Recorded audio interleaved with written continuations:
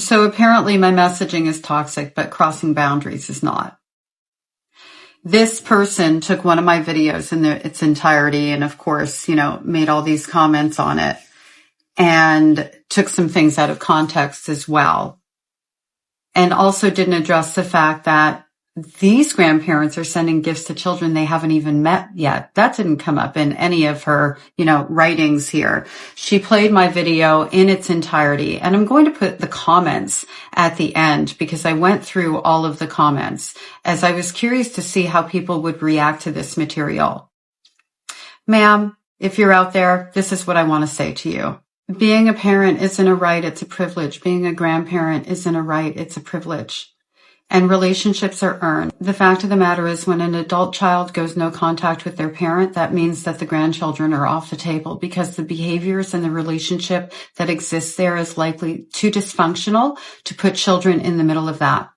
And where I'm talking about how narcissistic and toxic grandparents will, what did you say?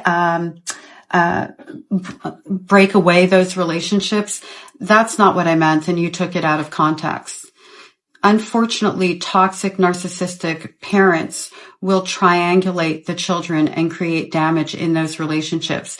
And just as a little side note, as a therapist, I never tell people to go no contact or low contact. My job is to give people tools and information so that they can figure out what they would like to do with their lives and how they can best heal. Eventually, they're not going to be in therapy with me if I'm doing my job well, and they need those tools to be able to navigate life and live the best life that they can. And I just really want to make the point to mention that. It might be beneficial for you when you're reading all of these Reddits to understand the ramifications and damage left behind by emotional violence and to start looking at the patterns of behavior and maybe even seeing if there's somewhere in there that you fit, that you can start to kind of self-reflect, and maybe one day, instead of calling me toxic, you will start to recognize that some of your behaviors might fall into that category and correct them so that you can maintain the relationships you do have with the one child, maybe two now, and maybe have a chance at a relationship with the third child who's no contact with you.